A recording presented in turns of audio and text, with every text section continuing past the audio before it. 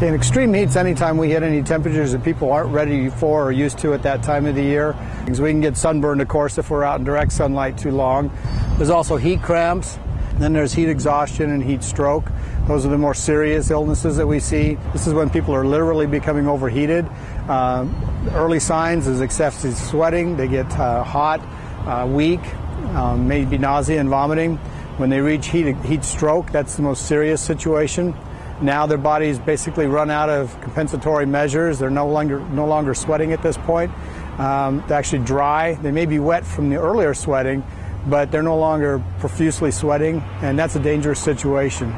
At that point, they want to be immediately cooled down. So that means maybe putting them into cool water, cool baths. You might want to cool them down, particularly the armpits and groins and neck area with cold compresses. Then you want to get them out of the heat and get them rehydrated if they're conscious and able to drink.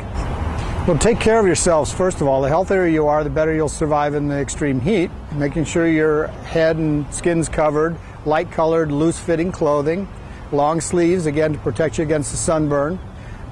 Be hydrated before you go out and work, so drink plenty of fluids. Again, avoid alcoholic beverages and extremely sugary drinks before going outside.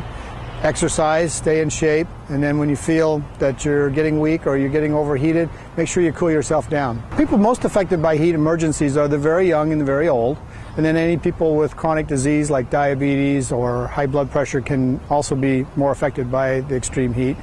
Be aware of friends and family around you who may be one of those persons with a pre-existing condition that would make them more likely to be affected by heat. Check in on them frequently. Make sure that their air conditioning is working, that they're staying properly cooled, that they're staying well hydrated and eating properly. Some ways to conserve energy in your home during these high heat situations is to keep your window shades closed or your blinds closed. Make sure that your air conditioning is functioning properly. And if your family members or someone you know has problems with their air conditioning, they can always go to a public library, perhaps to a shopping mall. There's also cooling centers run by the Clark County